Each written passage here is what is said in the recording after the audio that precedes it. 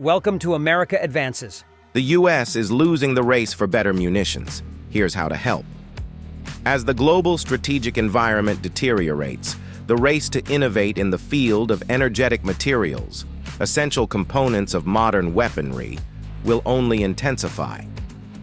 Military organizations in advanced countries have struggled to transition from legacy explosives like HMX and RDX to next-generation capabilities. This shift is necessary due to the rough parity achieved in conventional military terms. In recent decades, the United States has adopted a conservative approach, focusing on incremental improvements to well-established materials.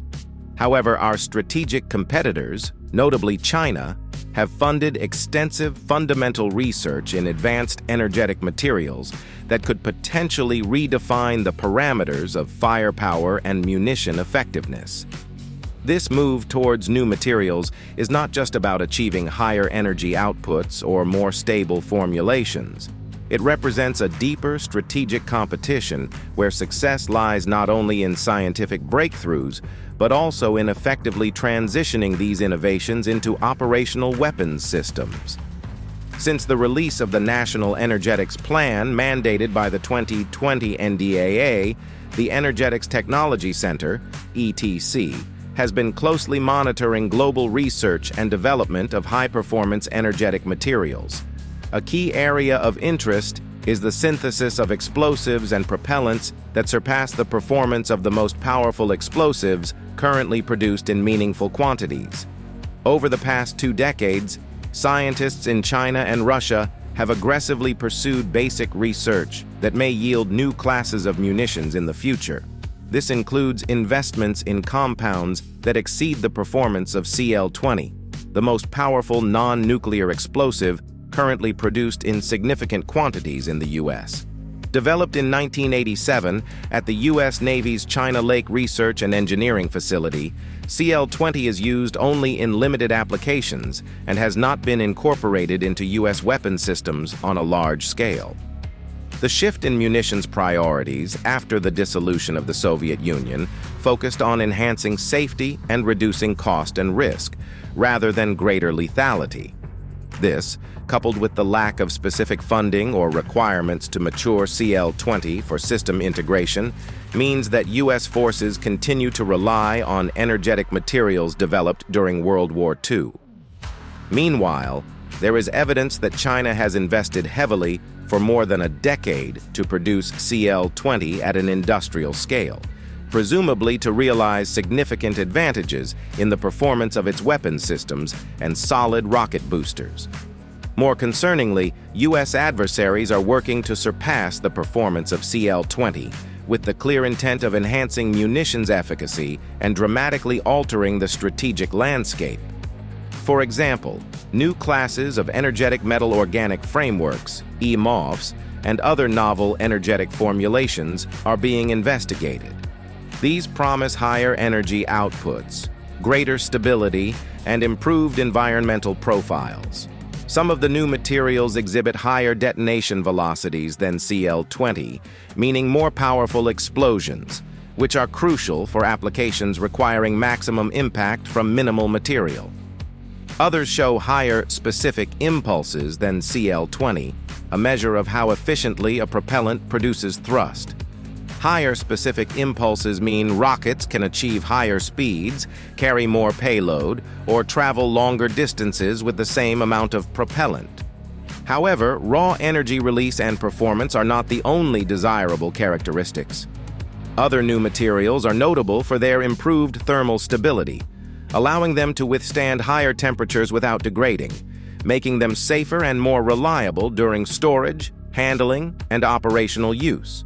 The important takeaway is that our potential adversaries are investing in energetics that could make their weapons faster and more damaging than our current stockpile.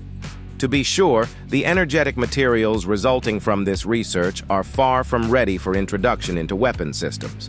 They are often extremely sensitive, posing risks during manufacturing, storage, and use, even as they are scaled up for performance testing and considered for new explosive and propellant formulations. Additionally, Scaling production from small amounts in the laboratory to mass production poses major challenges, critical for their adoption in mainstream military applications.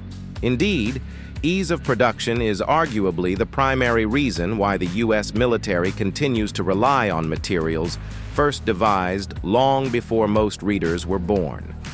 Based on open literature, the U.S. continues to emphasize incremental improvements in formulations of mature materials based on HMX and RDX.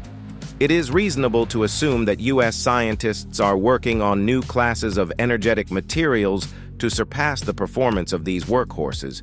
But while there is evidence that the Pentagon funds research by domestic and foreign researchers in energetic compounds, there is no evidence these materials have been considered for use in U.S. weapons systems.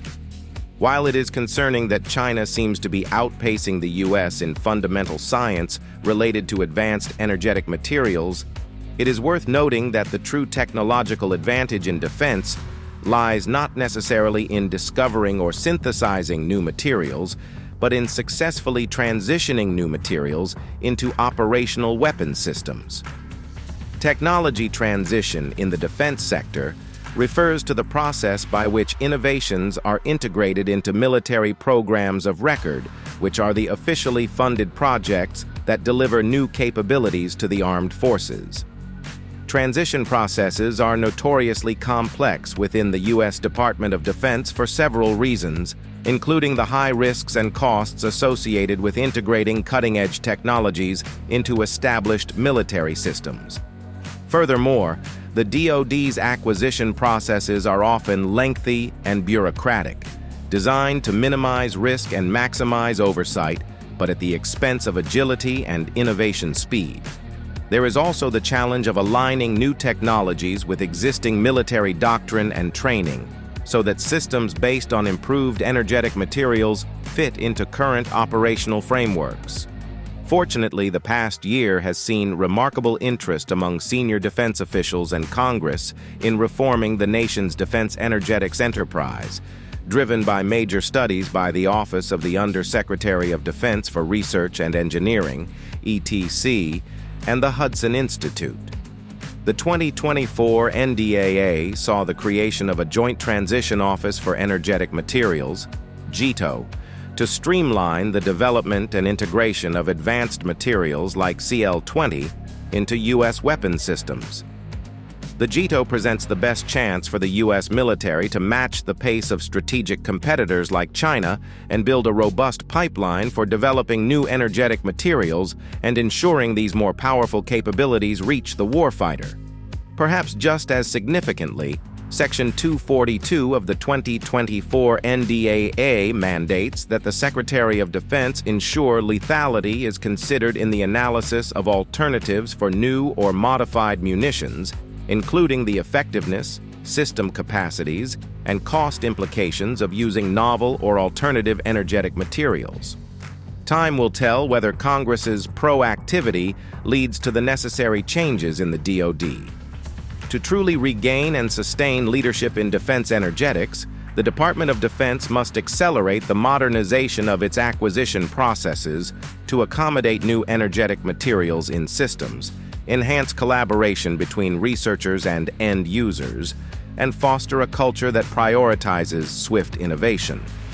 This means integrating mature materials like CL-20 and pursuing higher-performing emerging classes of energetic formulations like MOFs, establishing a consistent basis for developing new energetic materials and ensuring their rapid transition from the lab to the battlefield is vital.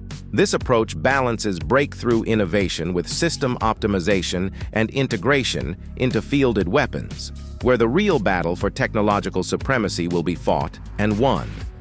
The gap between scientific discovery and battlefield application is less about science and more about organizational agility and adaptability.